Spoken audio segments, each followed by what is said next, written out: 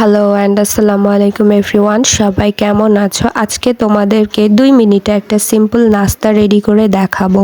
সেই দিন আমি আম্মুর বাসায় ছিলাম আর বিকেলের নাস্তায় আম্মু আমাকে কি খেতে দিয়েছিলেন সেটাই তোমাদের সাথে শেয়ার করব।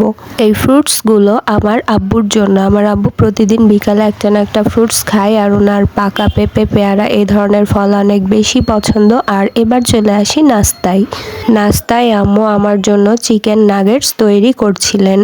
অ্যাকচুয়ালি এটা তৈরি করাই ছিল, জাস্ট ফ্রাই করে নিতে হবে। আমরা ফ্রোজেন অবস্থায় এগুলো কিনে থাকি। মা যেহেতু ওয়ার্কিং ওম্যান, সো এগুলো তৈরি করার বাসায় তেমন একটা সময় পান না, এগুলো ফ্রোজেনই কিনে রাখেন, হঠাৎ করে কেউ আসলে যেন দ্রুত সার্ভ করা যায়। তো একটা কথা বলি, এগুলো কিন্তু কোনো দোকানের কেনা নয়, এগুলো হোমমেড ফ্রোজেন অবস্থায় কেনা হয়েছিল। আর এই চিকেন নাগেটসটা ফ্রাই করার পর দেখো কালারটা অনেক সুন্দর এসছে আর কত সফট, কত জুসি, আর খেতে তো অনেক বেশি টেস্টি। তো এই পর্যন্ত সাথে থাকার জন্য তোমাদের সবাইকে অনেক অনেক ধন্যবাদ। আল্লাহ হাফেজ।